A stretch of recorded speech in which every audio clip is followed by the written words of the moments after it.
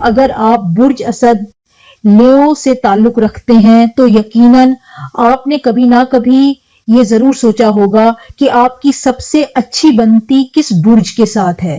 آئیے ایک ایک کر کے دیکھتے ہیں۔ آج کی ویڈیو میں شاید آپ کو ایسا جواب ملنے والا ہے جس کی آپ نے امید بھی نہیں کی ہوگی، کیونکہ ہر وہ برج جسے لوگ اپنے لیے اچھا سمجھتے ہیں ضروری نہیں کہ واقعی ان کے لیے سب سے اچھا بھی ہو۔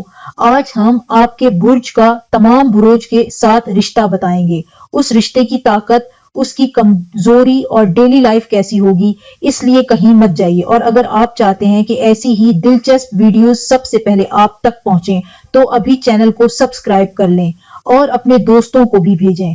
اگر اسد کا ساتھ ایک اور اسد سے ہو تو دونوں پرجوش بھی ہوتے ہیں اور خود اعتماد بھی۔ اگر گھر میں کوئی تقریب ہو لیکن مسئلہ تب بنتا ہے جب دونوں اپنی بات منوانا چاہیں، پھر چھوٹی سی بات بھی انہاں کا مسئلہ بن سکتی ہے۔ اب بات کرتے ہیں برج حمل کی۔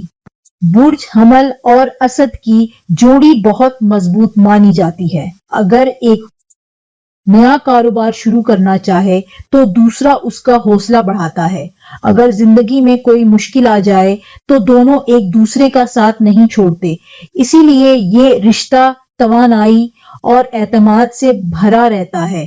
ٹورس کے ساتھ اسد کو کبھی کبھی اختلاف کا سامنا کرنا پڑتا ہے۔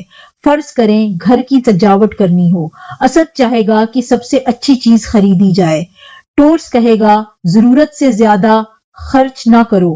یہی فرق کبھی کبھی بحث کی وجہ بن جاتا ہے۔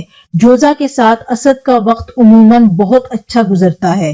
دونوں کو محفلیں پسند ہوتی ہیں، دونوں نئے لوگوں سے ملنا پسند کرتے ہیں۔ اگر اچانک کہیں گھومنے کا پروگرام بن جائے تو دونوں فوراً تیار ہو جاتے ہیں۔ سرطان کے ساتھ اسد کو اپنے لہجے کا خیال رکھنا پڑتا ہے۔ اسد کبھی کبھی بے اختیار سخت بات کر دیتا ہے، اسد کبھی بے برداشت بات کر دیتا ہے، جبکہ سرطان جلدی دل برداشتہ ہو جاتا ہے۔ اگر اسد نرمی سے بات کرے تو یہ رشتہ بہت خوبصورت بن سکتا ہے۔ ورگو کے ساتھ اسد کی سوچ مختلف ہوتی ہے۔ فرض کریں گھر میں کوئی کام کرنا ہو، اسد چاہے گا کہ کام جلدی مکمل ہو جائے، ورگو ہر چھوٹی بات پر توجہ دے گا۔ اسی وجہ سے دونوں ایک دوسرے سے خفا بھی ہو سکتے ہیں۔ لیبرا کے ساتھ اسد کی اچھی سمجھ بنتی ہے۔ اگر کسی تقریب میں جانا ہو تو دونوں اچھا لباس پہننا پسند کرتے ہیں۔ دونوں چاہتے ہیں کہ ہر کام خوبصورتی سے ہو۔ یہی بات ان کے رشتے میں کشش پیدا کرتی ہے۔ اسکارپیو کے ساتھ اسد کا رشتہ بہت مضبوط بھی ہو سکتا ہے اور بہت مشکل بھی۔ دونوں مضبوط شخصیت رکھتے ہیں۔ اگر اختلاف ہو جائے تو دونوں اپنی بات پر ڈٹے رہتے ہیں، لیکن اگر اعتماد قائم رہے تو یہ رشتہ بہت دیر تک چل سکتا ہے۔ برج قوس کے ساتھ اسد کی جوڑی بہترین جوڑیوں میں شمار کی جاتی ہے۔ دونوں کو سفر پسند ہوتا ہے۔ دونوں بڑے خواب دیکھتے ہیں۔ اگر ایک نئی منزل کا سوچے تو دوسرا فوراً اس کا ساتھ دیتا ہے۔ اسی لیے ان کی زندگی میں جوش برقرار رہتا ہے۔ کاپریکون کے ساتھ اسد کو کبھی کبھی صبر کرنا پڑتا ہے۔ کاپریکون ہر فیصلہ سوچ سمجھ کر کرتا ہے، جبکہ اسد جلدی نتیجہ چاہتا ہے۔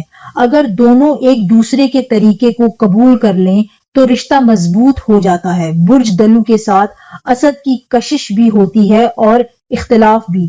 فرض کریں ہفتے کی چھٹی ہو، اسد چاہے گا کہ سب مل کر وقت گزاریں، برج دلو کبھی اپنے دوستوں کے ساتھ نکل جائے گا۔ اگر دونوں ایک دوسرے کی آزادی کا احترام کریں تو تعلق خوب چل سکتا ہے۔ آخر میں بات کرتے ہیں برج حوت کی۔ برج حوت نرم مزاج ہوتا ہے، جبکہ اسد مضبوط شخصیت رکھتا ہے۔ اگر برج حوت پریشان ہو تو اسد اس کا حوصلہ بڑھاتا ہے، اور اگر اسد تھک جائے تو برج حوت اسے سکون اور محبت دیتا ہے۔ یہی بات اس رشتے کو خوبصورت بنا دیتی ہے۔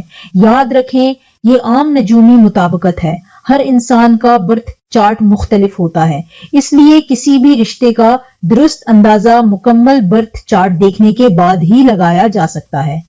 اب کمنٹ میں ضرور بتائیں آپ کا برج کیا ہے اور آپ کے خیال میں یہ باتیں آپ کی زندگی سے کتنی ملتی ہیں۔